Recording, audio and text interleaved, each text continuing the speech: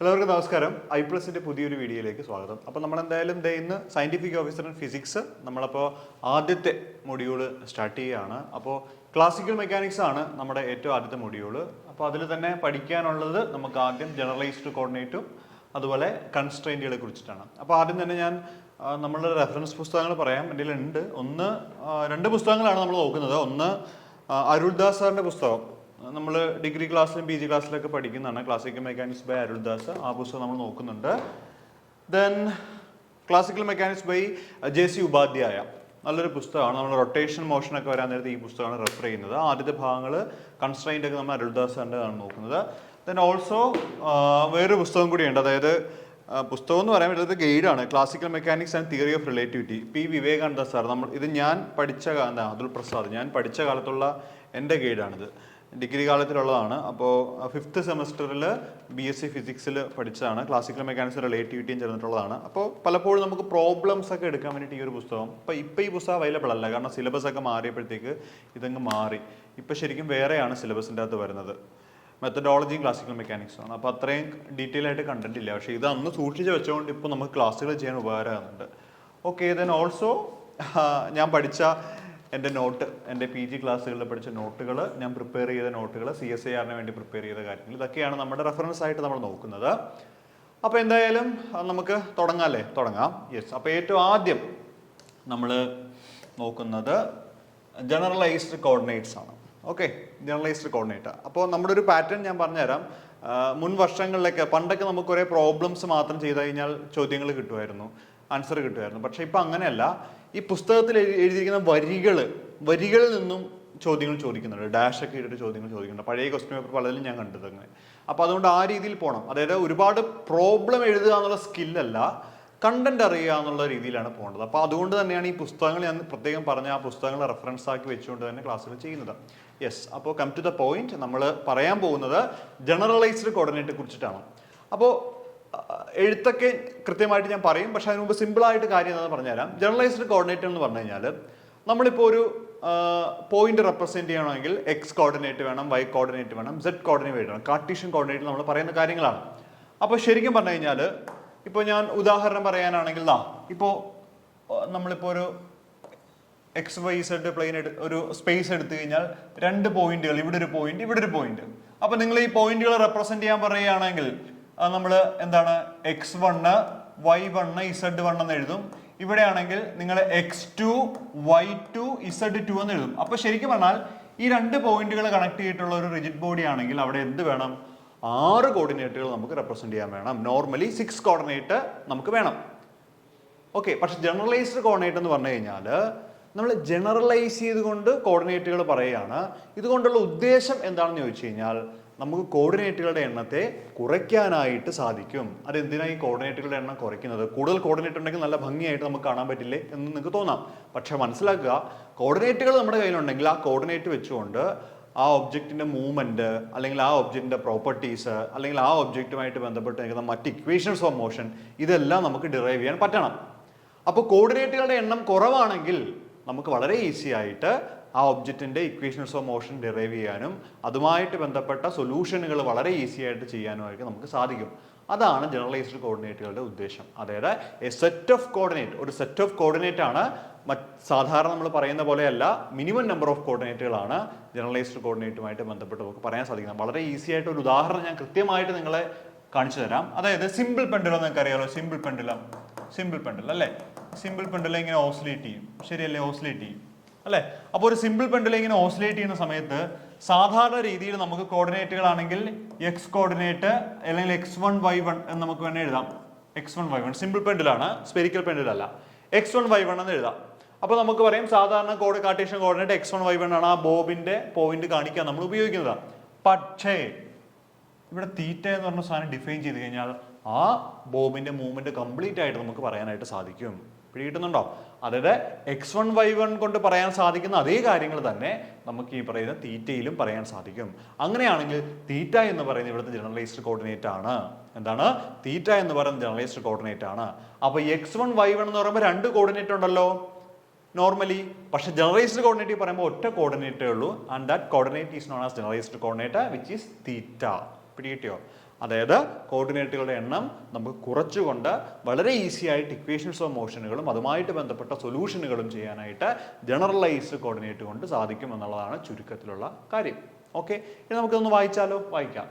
The minimum number of independent coordinates. Yes, അതന്നെ ഞാൻ പറഞ്ഞത്.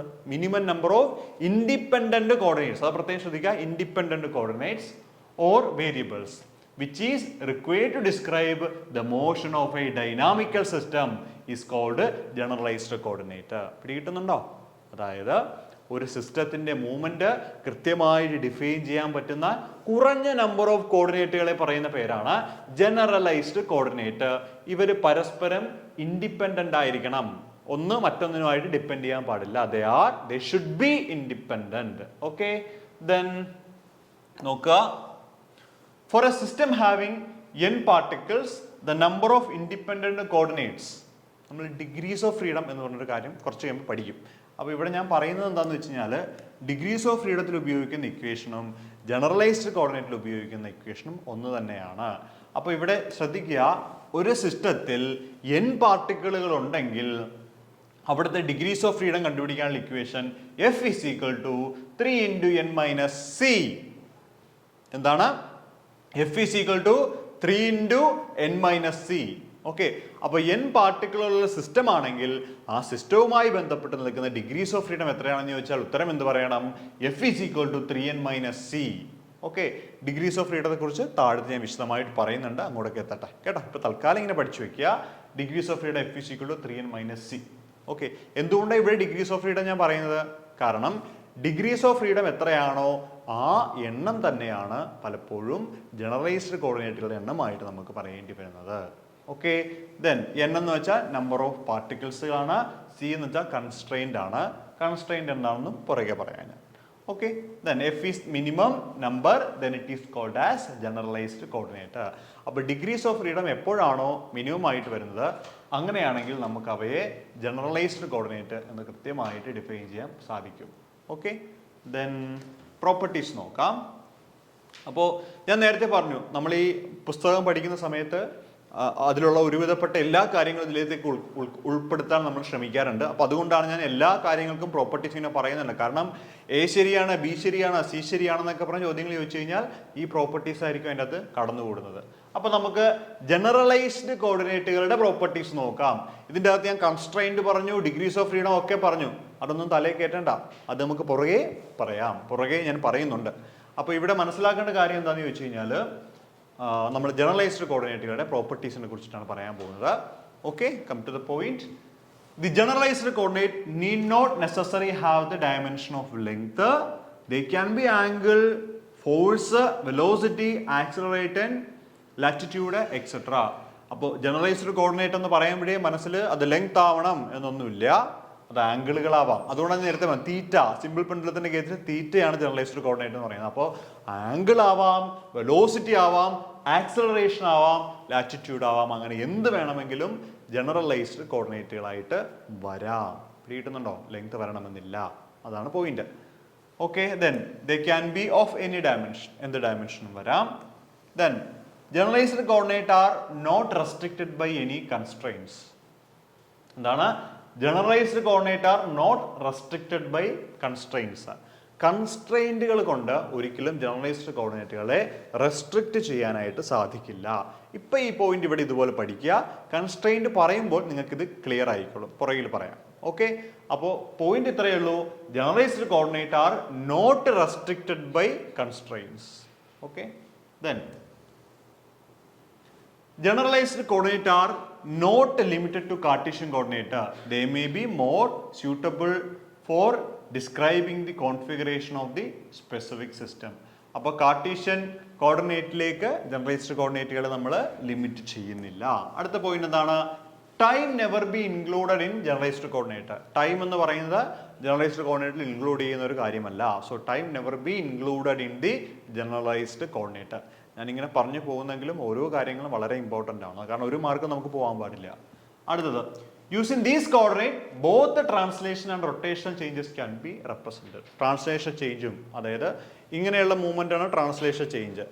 റൊട്ടേഷൻ ചേഞ്ച്, കറക്കം വരുമ്പോഴാണ് റൊട്ടേഷൻ ചേഞ്ച്. അപ്പോൾ ട്രാൻസ്ലേറ്ററി മോഷനെയും റൊട്ടേറ്ററി മോഷനെയും, അതായത് നേർരേഖയിലുള്ള ചലനത്തെയും അല്ലെങ്കിൽ ഒരു പ്ലെയിനിലൂടെയുള്ള ചലനത്തെയും അതുപോലെ റൊട്ടേഷനും ഒരു പോയിന്റിനെ ആധാരമായി കറങ്ങുമ്പോഴുള്ള ചലനത്തെയും ഒക്കെ റെപ്രസെന്റ് ചെയ്യാൻ വേണ്ടിയിട്ട് നമുക്ക് ജനറലൈസ്ഡ് കോർഡിനേറ്റുകൾ ഉപയോഗിക്കാൻ പറ്റും. ഓക്കെ, അപ്പോൾ പൊതുവെ പറഞ്ഞാൽ എന്താണ് ജനറലൈസ്ഡ് കോർഡിനേറ്റ് എന്ന് പറഞ്ഞു കഴിഞ്ഞാൽ, ജനറലൈസ്ഡ് കോർഡിനേറ്റ് എന്ന് പറയുന്നത് ഇൻഡിപെൻഡന്റ് ആയിട്ടുള്ള ഒരു സെറ്റ് ഓഫ് കോർഡിനേറ്റുകളാണ്. ഓക്കെ, ഇത് പലപ്പോഴും ഡിഗ്രീസ് ഓഫ് ഫ്രീഡം മിനിമം ആവുമ്പോൾ അതിനോട് തുല്യമാവുകയും ചെയ്യുന്നുണ്ട്. ഓക്കെ, പിന്നെ അതിൻ്റെ കുറേ ആയിട്ടുള്ള പ്രോപ്പർട്ടികൾ, അപ്പോൾ ആംഗിൾ ആവാം, വെലോസിറ്റി ആവാം, ആക്സലറേഷൻ ആവാം, എന്ത് ഡയമെൻഷൻ വേണമെങ്കിലും ജനറലൈസ്ഡ് കോർഡിനേറ്റുകൾക്ക് വരാം. ജനറലൈസ്ഡ് കോർഡിനേറ്റുകളുടെ ഗുണം എന്താണ്? നമുക്ക് ഈസി ആയിട്ട് അതിൻ്റെ ഇക്വേഷൻസ് ഓഫ് മോഷൻ കണ്ടുപിടിക്കാം, അതിൻ്റെ ബാക്കിയുള്ള സൊല്യൂഷനുകൾ കാൽക്കുലേറ്റ് ചെയ്യാനും വളരെ ഈസി ആയിരിക്കും. ഓക്കെ, ഞാൻ നേരത്തെ പറഞ്ഞു നമ്മൾ കൺസ്ട്രെയിൻറ്റുകളെ കുറിച്ചും ഡിഗ്രീസ് ഓഫ് ഫ്രീഡത്തെ കുറിച്ചും പുറകെ പറയുന്നുണ്ടെന്ന്. അപ്പോൾ ഡിഗ്രീസ് ഓഫ് ഫ്രീഡം എന്താണെന്ന് നമുക്ക് പോകാം. The minimum number of generalized coordinate required to completely describe the configuration of the system is called degrees of freedom. Okay, അതായത് ഏറ്റവും കുറഞ്ഞ നമ്പർ ജനറലൈസ്ഡ് കോർഡിനേറ്റ് ഉണ്ടെങ്കിൽ അവയാണ് നമ്മൾ ഡിഗ്രീസ് ഓഫ് ഫ്രീഡം എന്ന് പറയുന്നത്. ഈ ഡിഗ്രീസ് ഓഫ് ഫ്രീഡം ഉപയോഗിച്ചുകൊണ്ട് നമുക്ക് ഒരു സിസ്റ്റത്തിൻ്റെ മൂവ്മെൻറ്റിനെയും അതിൻ്റെ പൊസിഷനെയും എല്ലാത്തിനെയും കൃത്യമായിട്ട് റെപ്രസെൻ്റ് ചെയ്യാനായിട്ടും സാധിക്കും. ഓക്കെ, ഡിഗ്രീസ് ഓഫ് ഫ്രീഡം ഇവർ പരസ്പരം ഇൻഡിപെൻഡൻ്റ് അല്ല, ദേ ആർ ഇൻഡിപെൻഡൻറ്റ്. വളരെ ഇൻഡിപെൻഡൻ്റ് ആയിട്ട് നിൽക്കുന്ന ആളുകളാണ് ഡിഗ്രീസ് ഓഫ് ഫ്രീഡം എന്ന് പറയുന്നത്. അപ്പോൾ ഒരു കോർഡിനേറ്റുകളുടെ എണ്ണം എന്ന് വേണമെങ്കിൽ നമുക്കതിനെ കൃത്യമായി ഡിഫൈൻ ചെയ്യാം. അതുകൊണ്ടാണ് നേരത്തെ പറഞ്ഞത് ജനറലൈസ്ഡ് കോർഡിനേറ്റുകളും ഡിഗ്രീസ് ഓഫ് ഫ്രീഡവും തുല്യമാവുന്നുണ്ട്. ഓക്കെ, അപ്പോൾ minimum number of generalised coordinate ആണെങ്കിൽ നമുക്കതിനെ ഡിഗ്രീസ് ഓഫ് ഫ്രീഡം എന്ന് പറയാം. Minimum number of degrees of freedom ആണെങ്കിൽ അതിനെ നമുക്ക് ജനറലൈസ്ഡ് കോർഡിനേറ്റ് എന്ന് പറയാം. പരസ്പര പൂരകങ്ങളാണ് ഈ ആളുകൾ രണ്ടുപേരും. കിട്ടുന്നുണ്ടോ? അപ്പോൾ ഡിഗ്രീസ് ഓഫ് ഫ്രീഡം കണ്ടുപിടിക്കാനുള്ള ഇക്വേഷൻ നമ്മൾ 3 × n - c എന്ന് നമ്മൾ പറഞ്ഞു കഴിഞ്ഞു. അതിനൊരു ട്രിക്ക് ഉണ്ട് വേറെ കണ്ടുപിടിക്കാൻ വേണ്ടിയിട്ട്. സാധാരണ പരീക്ഷയ്ക്ക് ചോദിക്കുന്നത് എന്താണ് ഡിഗ്രീസ് ഓഫ് ഫ്രീഡം എന്ന് പറഞ്ഞാൽ ചോദിക്കില്ല. നമുക്ക് ഓരോ സിസ്റ്റം തരും, എന്നിട്ട് ആ സിസ്റ്റത്തിൻ്റെ ഡിഗ്രീസ് ഓഫ് ഫ്രീഡം ഒക്കെ എത്രയാണ് എന്നുള്ളതാണ് ചോദ്യം വരുന്നത്. കേട്ടോ? ശരി, പോയിന്റിലേക്ക്. അപ്പോൾ ജനറലൈസ്ഡ് കോർഡിനേറ്റ് എന്ന് വെച്ചാൽ മിനിമം നമ്പർ ഓഫ് കോർഡിനേറ്റ്സുകളാണ്. ഇനി ഡിഗ്രീസ് ഓഫ് ഫ്രീഡം എന്ന് വെച്ച് കഴിഞ്ഞാൽ നമ്പർ ഓഫ് ജനറലൈസ്ഡ് കോർഡിനേറ്റ് ആണ്. അത് അങ്ങോട്ടും ഇങ്ങോട്ടും കണക്റ്റഡ് ആണ് എന്ന് കാണിക്കാൻ വേണ്ടി വരച്ചു എന്നേ ഉള്ളൂ. തലയിൽ കെട്ടി കൺഫ്യൂഷൻ ഒന്നും ആവേണ്ട ആവശ്യമില്ല കേട്ടോ. എക്സാമ്പിളുകൾ നോക്കാം. എക്സാമ്പിളുകൾ സിമ്പിൾ പെൻഡുലം. ഞാൻ നേരത്തെ പറഞ്ഞു ഇതാണ് നമ്മുടെ സിമ്പിൾ പെൻഡുലം അല്ലേ. അപ്പോൾ നമ്പർ ഓഫ് ഫ്രീ പാർട്ടിക്കിൾ എത്രയാണ്? 1. ബോബല്ലേ ഉള്ളൂ, അപ്പോൾ 1 ആണ്. ശരിയല്ലേ? ഇനി ഓക്കെ,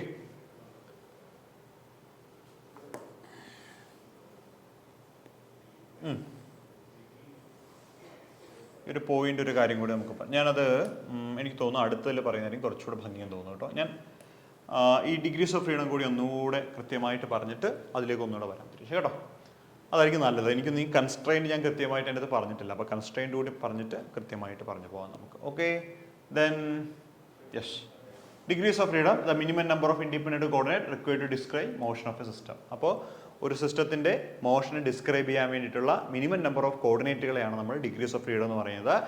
ഇപ്രകാരം മിനിമം നമ്പർ ഓഫ് കോർഡിനേറ്റ് വരുമ്പോൾ അവയെ നമ്മൾ ജനറലൈസ്ഡ് കോർഡിനേറ്റ് എന്നും പറയാറുണ്ട്. ഓക്കെ, കൺഫ്യൂഷൻ ആവരുത്. ജനറലൈസ്ഡ് കോർഡിനേറ്റും ഡിഗ്രീസ് ഓഫ് ഫ്രീഡം പലപ്പോഴും ഈ ഒന്നായിട്ടാണ് നമ്മൾ പറയുന്നത്. ഏത് സാഹചര്യത്തിലാണ് പറയുന്നത് വെച്ചാൽ മിനിമം നമ്പർ ഓഫ് കോർഡിനേറ്റുകൾ വെച്ച് പറയുകയാണെങ്കിൽ നമ്മൾ ഡിഗ്രീസ് ഓഫ് ഫ്രീഡവും ജനറലൈസ്ഡ് കോർഡിനേറ്റും ഒന്നാണെന്ന് കൃത്യമായിട്ട് പറഞ്ഞു പോകുന്നുണ്ട്. ഓക്കെ, അപ്പോൾ ഒരു സിസ്റ്റത്തെ ഡിസ്ക്രൈബ് ചെയ്യാൻ വേണ്ടിയിട്ടുള്ള മിനിമം നമ്പർ ഓഫ് കോർഡിനേറ്റുകളെയാണ് നമ്മൾ ഡിഗ്രീസ് ഓഫ് ഫ്രീഡം എന്ന് പറയുന്നത്. ഡിഗ്രീസ് ഓഫ് ഫ്രീഡം കണ്ടുപിടിക്കാനുള്ള ഒരു ഇക്വേഷൻ നമ്മൾ പഠിച്ചത് 3 × n - c എന്ന് പറയുന്ന ഒരു ഇക്വേഷനാണ് നമ്മൾ ഡിഗ്രീസ് ഓഫ് ഫ്രീഡം കണ്ടുപിടിക്കാനുള്ളത് പഠിച്ചത്. എന്താണ്? 3 × n - c എന്ന് പറയുന്ന ഒരു ഇക്വേഷനാണ് നമ്മൾ കൃത്യമായിട്ട് പഠിച്ച് വെച്ചിരിക്കുന്നത് അതിൻ്റെ അകത്ത്. ഓക്കെ, ദെൻ നമുക്കിവിടെ ഇതിൻ്റെ അകത്ത്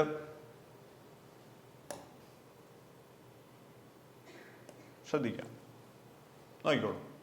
ഒരു ട്രിക്ക് ഞാൻ ഉപയോഗിക്കുന്നുണ്ട്. Degrees of freedom F = d × n - c. എന്താണ് ട്രിക്ക്? F = എന്താണ്? d × n - c.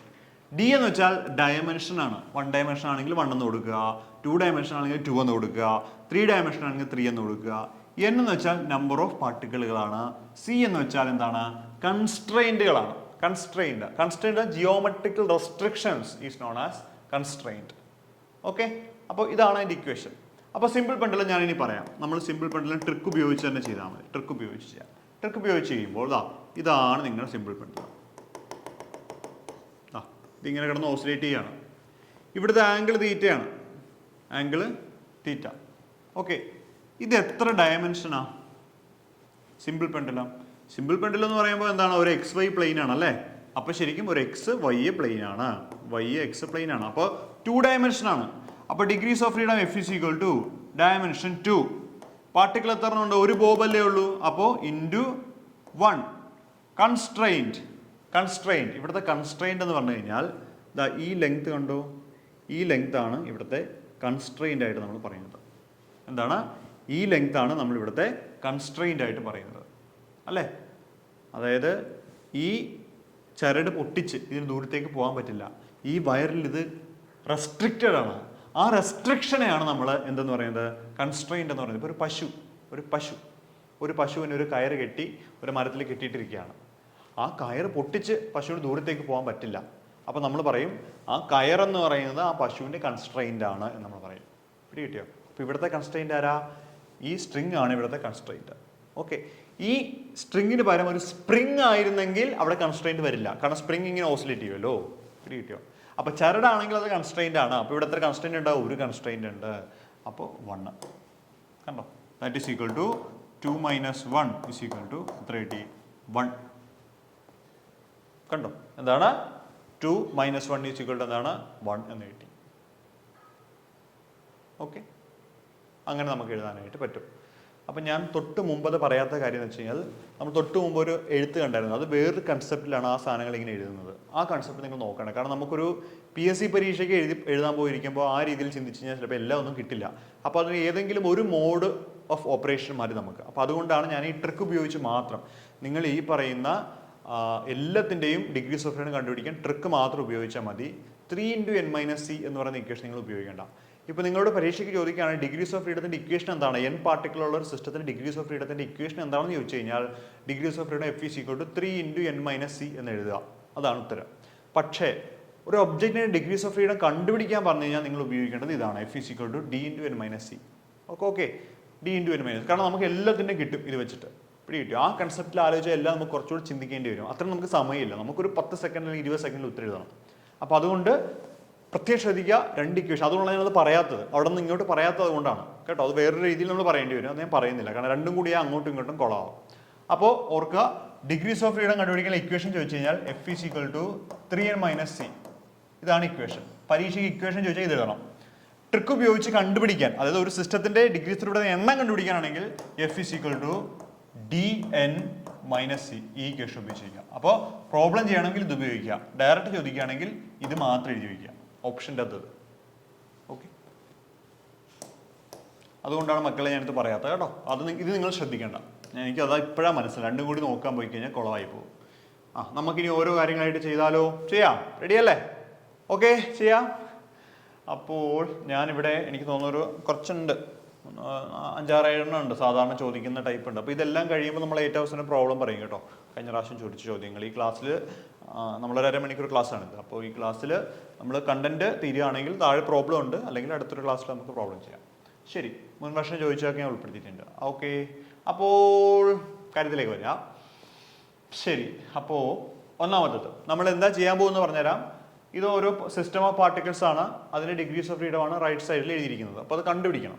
ശരിക്കും എൻ്റെ ബോക്സ് കാണാപ്പാടം പഠിച്ചാലും മതി, പക്ഷേ അറിഞ്ഞിരിക്കുന്ന ഒരു രസമാണ്. ശരി, അങ്ങനെയാണെങ്കിൽ നമുക്ക് അത്രയും ടെൻഷനില്ല. കാരണം കാണാപ്പാടം പഠിക്കേണ്ട ഒത്തിരി കാര്യങ്ങൾ വരും. മൈക്രോ പ്രോസസ്സറൊക്കെ വരുമ്പോൾ കുറേ കാണാപ്പാടം പഠിക്കേണ്ടി വരും. കുറേ അതിൻ്റെ പിൻ നമ്പറുകളുടെ എണ്ണം, പിന്നെ അങ്ങനെ കുറേ സാധനങ്ങളൊക്കെ വരും. അപ്പോൾ അതിനുവേണ്ടി തല കുറച്ച് മാറ്റി വയ്ക്കാം. നമുക്ക് ഇവിടെ ഇത് കൺസെപ്റ്റ് വൈസ് പഠിക്കുന്നതായിരിക്കും സേഫ്. ഓക്കെ, ശരി. അപ്പോൾ particle moving on A circumference of A circle. ഒരു സർക്കിളിന്റെ സർക്കംഫറൻസിലൂടെ ഒരു പാർട്ടിക്കിൾ മൂവ് ചെയ്യുകയാണ്. അപ്പോൾ ഞാൻ ഇവിടെ കുഞ്ഞായിട്ട് വരച്ചാൽ കാണാൻ പറ്റുമോ? കാണാൻ പറ്റും. ഇതാണ് നമ്മൾ സർക്കംഫറൻസ്. ഈ സർക്കംഫറൻസിന്റെ പുറമേലൂടെ ഒരു പാർട്ടിക്കിൾ മൂവ് ചെയ്യുകയാണെന്ന് വിചാരിക്കുക. അങ്ങനെയാണെങ്കിൽ ഡിഗ്രീസ് ഓഫ് ഫ്രീഡം കണ്ടുപിടിക്കുക. അപ്പോൾ സർക്കിൾ എന്ന് പറയുമ്പോൾ അതെന്താണ്? 2 ഡയമെൻഷൻ ആണ് അല്ലേ? ഒരു ബുക്ക് എടുത്തു കഴിഞ്ഞാൽ ബുക്കിലാണ് നമ്മൾ സർക്കിൾ വരയ്ക്കുന്നത്. ബുക്കിന് X ആക്സിസും ഉണ്ട്, Y ആക്സിസും ഉണ്ട്. അപ്പോൾ എങ്ങനെയാണ് അത് 2 ഡയമെൻഷൻ ആണ്. 2 ഡയമെൻഷൻ. അപ്പോൾ നമുക്ക് എന്തെഴുതാം? D = 2 എന്ന് എഴുതാം. എത്ര പാർട്ടിക്കിൾ ഉണ്ട് ഇവിടെ? ഒരു പാർട്ടിക്കിൾ. അപ്പോൾ n = 1 എന്ന് എഴുതാം. ശരിയല്ലേ? അങ്ങനെയാണെങ്കിൽ degrees of freedom F = dn - c = 2 × 1 - constrained എങ്ങനെ കണ്ടുപിടിക്കും? ദാ ഇതിന്റെ സെന്റർ അല്ലേ, ഒറ്റ കൺസ്ട്രെയിൻറ്റ്. അതായത് സർക്കംഫറൻസിൽ കൂടി കറങ്ങാന്ന് വെച്ചാൽ ഒന്നെങ്കിൽ ഈ റേഡിയസ് കൺസ്ട്രെയിൻ്റ് ആയിട്ട് നമുക്ക് ചൂസ് ചെയ്യാം, അല്ലെങ്കിൽ ഇതിന്റെ സർക്കംഫറൻസ് നമുക്കൊരു കൺസ്ട്രെയിൻ്റ് ആയിട്ട് ഉപയോഗിക്കാം. അത് വിട്ട് വേറെ അങ്ങോട്ട് പോകാൻ തന്നെ പറ്റില്ല. പിടി കിട്ടുന്നുണ്ടോ? അപ്പൊ കൺസ്ട്രെയിൻ്റ് എത്രയാ? 1. അല്ലെങ്കിൽ ഇങ്ങനെ ചിന്തിച്ചാൽ മതി, ഇതിങ്ങനെ ഈ റേഡിയസ് വിട്ട് ദൂരത്തേക്കൊന്നും പോകാൻ പറ്റില്ല, ഇവൻ ഈ സർക്കംഫറൻസിൽ കിടന്ന് ഇങ്ങനെ കറങ്ങിക്കൊണ്ടിരിക്കും. പിടി കിട്ടിയോ? അപ്പൊ കൺസ്ട്രെയിൻ്റ് എത്രയാ? 1. So 1 that is equal to എന്താണ്? 2 × 1 - 1 1. പിടി കിട്ടിയോ? അതായത് ഇവിടെ ഇരിക്കുന്ന ഒരു പാർട്ടിക്കിൾ റെപ്രസെന്റ് ചെയ്യണമെങ്കിൽ നമുക്ക് എന്ത് മതി? ഒരു തീറ്റ ആംഗിൾ മതി. പിടി കിട്ടിയോ? സാധാരണ XY കോർഡിനേറ്റ് പറയുന്ന പകരം നമുക്ക് തീറ്റ പറഞ്ഞാൽ മതി. 50 ഡിഗ്രി കറങ്ങി നിൽക്കുന്നു അല്ലെങ്കിൽ 60 ഡിഗ്രി കറങ്ങി നിൽക്കുന്നു എന്ന് പറഞ്ഞാൽ മതി. പിടി കിട്ടിയോ? ഓക്കെ, അതാണ് കൺസെപ്റ്റ്. അപ്പോൾ 1 ആണ് ഡിഗ്രീസ് ഓഫ് ഫ്രീഡം, DOF. അടുത്തതിലേക്ക് വന്നാലോ? Particle moving on A spherical surface. ഒരു സ്പെരിക്കൽ സർഫസിലൂടെ ഒരു പാർട്ടിക്കിൾ മൂവ് ചെയ്ത് കഴിഞ്ഞാൽ എങ്ങനെ ഇരിക്കും എന്നുള്ളതാണ്. അപ്പോൾ സ്പെരിക്കൽ സർഫസ് എന്ന് പറയുമ്പോൾ ഇതാണ് നമ്മുടെ സ്ഫിയർ. സ്ഫിയർ ആകുമ്പോൾ ഡയമെൻഷൻ എത്രയാ? സ്ഫിയർ ഒരു ബോളിന്റെ പുറമെ ഒരു ഉറുമ്പ് എന്ന് വിചാരിച്ചാലും മതി. അപ്പൊ സ്ഫിയർ ആകുമ്പോൾ ഡയമെൻഷൻ 3 ആണ്. നമ്പർ ഓഫ് പാർട്ടിക്കിൾ എത്രയാണ്? 1 ആണ്. ഇവിടുത്തെ കൺസ്ട്രെയിന്റ് 1 അല്ലേ ഉള്ളൂ. കാരണം സ്ഫിയർ ആകുമ്പോഴും ആ റേഡിയസ് വിട്ടവന് പുറത്തേക്ക് പോകാൻ പറ്റുമോ? പറ്റത്തില്ല. അപ്പോൾ അവിടെ എത്രയാ? കൺസ്ട്രെയിന്റ് 1. ശരിയല്ലേ? ഇനി വിട്ടു കൊടുത്ത സിമ്പിൾ അല്ലേ? Simple. F is equal to dn - c. അപ്പോൾ ഡയമെൻഷൻ 3 × 1 - 1 is equal to എത്രയാണ്? 3 - 1 is equal to 2 അല്ലേ? ഇതല്ല, ഇത് 2. 2. ഓക്കെ, കിട്ടിയില്ലേ? ശരി. സിമ്പിൾ പെൻഡുലം നമ്മൾ ഓൾറെഡി പറഞ്ഞു. എത്രയാണ്? 1. അതിന് എഴുതണോ? വേണ്ടല്ലോ, കൃത്യമല്ലേ? 1.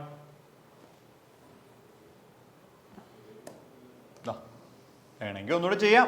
ഇനി റെഡിയാണ്. സിമ്പിൾ പെൻഡുലം അല്ലേ? സിമ്പിൾ പെൻഡുലം ഇങ്ങനെ തൂക്കിയിട്ടിരിക്കുന്നു. ഇവിടെ സിമ്പിൾ പെൻഡുലം, ഇതാണ് സിമ്പിൾ പെൻഡുലം അല്ലേ? ലെങ്ത് L ആണ് സിമ്പിൾ പെൻഡുലം ലെങ്ത്. അങ്ങനെയാണെങ്കിൽ ഇവിടുത്തെ ഡയമെൻഷൻ എത്രയാണ്? 2 അല്ലേ? XY പ്ലെയിനിലാണ്. ഡയമെൻഷൻ 2. നമ്പർ ഓഫ് പാർട്ടിക്കിൾസ് എത്രയാണ്? 1 അല്ലേ? ഡയമെൻഷൻ 2. നമ്പർ ഓഫ് പാർട്ടിക്കിൾസ് എത്രയാണ്? 1. ശരിയല്ലേ? ഇനി കൺസ്ട്രെയിന്റ് എത്രയാണ്? 1. ഡിഗ്രീസ് ഓഫ് ഫ്രീഡം DOF കണ്ടുപിടിക്കണമെങ്കിൽ എന്താണ്? dn - c. ശരിയല്ലേ? Dimension 2, number of particle 1, constraint 1 is equal to 1. Okay, ഞാൻ ഈ ഓരോ ഡയമെൻഷനൊക്കെ ഇങ്ങനെ എടുത്തെടുത്ത് പറയുന്നത് എന്താണെന്ന് വെച്ച് കഴിഞ്ഞാൽ, ഇപ്പോൾ ചില കുട്ടികൾ ആലോചിക്കുന്നുണ്ടാവും, സാർ ഇതൊക്കെ സിമ്പിളാണ്, ഇതൊക്കെ അറിയാവുന്ന കാര്യങ്ങളല്ലേ എന്ന്. പക്ഷെ മക്കളെ മനസ്സിലാക്കുക, ഇപ്പോൾ PG ഒക്കെ കഴിഞ്ഞിട്ട് 6-7 അല്ലെങ്കിൽ 10 വർഷം കഴിഞ്ഞ് അല്ലെങ്കിൽ 12-13 വർഷം കഴിഞ്ഞ് ആളുകളൊക്കെ നമ്മുടെ കൂടെ ഉണ്ടാവും. അപ്പോൾ അവർക്കൊക്കെ നമ്മൾ സപ്പോർട്ട് കൊടുക്കുകയാണെങ്കിൽ അവർ പൊങ്ങി വരും മുകളിലോട്ട്. കിട്ടിയിട്ട് അതുകൊണ്ടാണ് ഞാൻ ഓരോ ചെറിയ കാര്യങ്ങളും പറയുന്നത്. നല്ലതായിട്ട് അറിയാവുന്ന ആൾക്ക് ചിലപ്പോൾ ബോറടിക്കാൻ ചാൻസ് ഉണ്ട്. പക്ഷേ നിങ്ങൾ മനസ്സിലാക്കുക, നമ്മൾ മാത്രമല്ല ഇവിടെ, നമ്മുടെ ഒപ്പം ആളുകളുണ്ട്. ശരി, കാര്യത്തിലേക്ക് വരിക.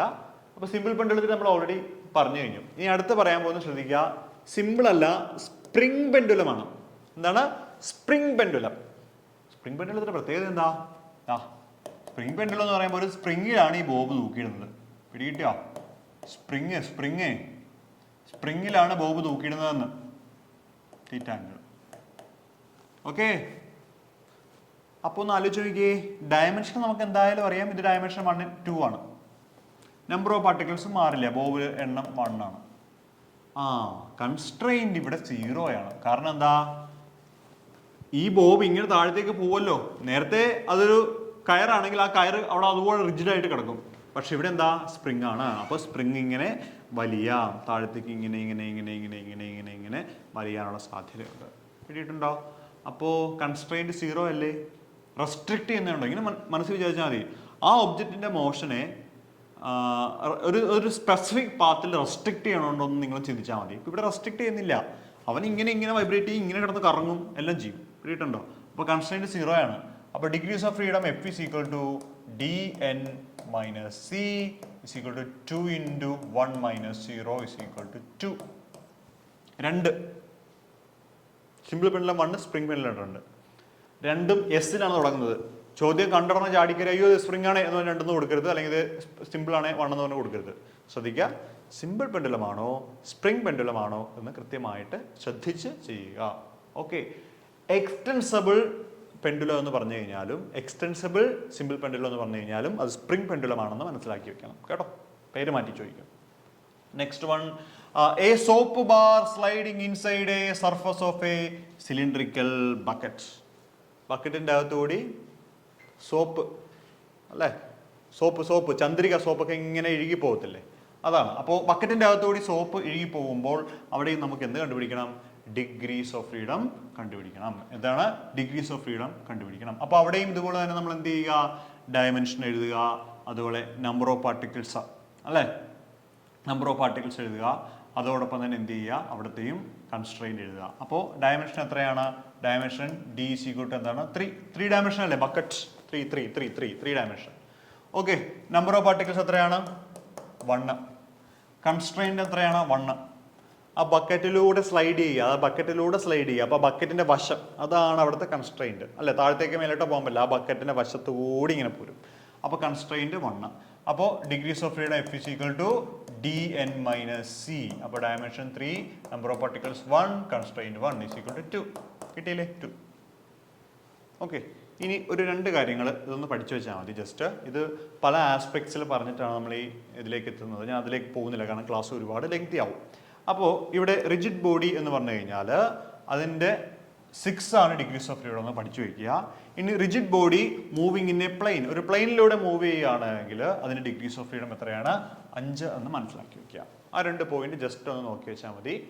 റിജിഡ് ബോഡി ആണെങ്കിൽ 6ഉം, അതുപോലെ റിജിഡ് ബോഡി ഒരു പ്ലെയിനിലൂടെയാണ് മൂവ് ചെയ്യുന്നതെങ്കിൽ അതിൻ്റെ ഡിഗ്രീസ് ഓഫ് ഫ്രീഡം 5 ആണെന്ന് മനസ്സിലാക്കുക. അപ്പോൾ ഇവിടെ ശരിക്കും റിജിഡ് ബോഡി എടുക്കുമ്പോൾ അവർ ഉദ്ദേശിക്കുന്ന 3 ട്രാൻസ്ലേഷനും 3 റൊട്ടേഷനും വരുന്നുണ്ട്. അത് രണ്ടും കൂടി ചേർത്താണ് 6 പറയുന്നത്. ദെൻ ഓൾസോ ഇതൊരു പ്ലെയിനിലൂടെ മൂവ് ചെയ്യുകയാണെങ്കിൽ അതൊരെണ്ണം റെസ്ട്രിക്റ്റഡ് ആവും.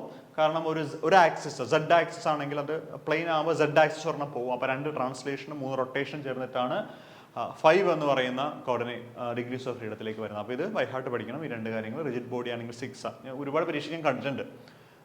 പ്ലെയിനിലാണെങ്കിൽ അത് 5 ഒന്നും മനസ്സിലാക്കി വെക്കാം. ഓക്കെ, ശരി. അപ്പോഴേ നമുക്ക് തൽക്കാലം എന്തായാലും ഇവിടെ കൂടി ക്ലാസ് അവസാനിപ്പിക്കാം അല്ലേ. അപ്പോൾ ഇനി എന്താ പറയാനുള്ളതെന്ന് വെച്ച് കഴിഞ്ഞാൽ കൺസ്ട്രെയിൻറ്റ്, നമ്മൾ കുറേ നേരമായിട്ട് കൺസ്ട്രെയിൻറ്റ് എന്ന് പറയുന്നുണ്ട്. അപ്പോൾ കൺസ്ട്രെയിൻറ്റിനെ കുറിച്ച് നല്ല രസമായിട്ട് പഠിക്കുക. കൺസ്ട്രെയിൻറ്റ് പല ടൈപ്പ് ഉണ്ട്. സ്കിലറോണോമിക്, എറിയണോമിക്, ഹോളോണോമിക്, നോൺ ഹോളോണോമിക്. കഴിഞ്ഞ പ്രാവശ്യം പരീക്ഷയ്ക്ക് ഒരു ചോദ്യം അവിടെ നിന്നുണ്ടായിരുന്നു. അപ്പോൾ എന്തായാലും മക്കളെ നന്നായിട്ട് പഠിക്കുക. നമുക്ക് അടുത്ത ക്ലാസ്സിൽ കൺസ്ട്രെയിൻറ്റുമായിട്ട് വീണ്ടും കാണാം. Thank you.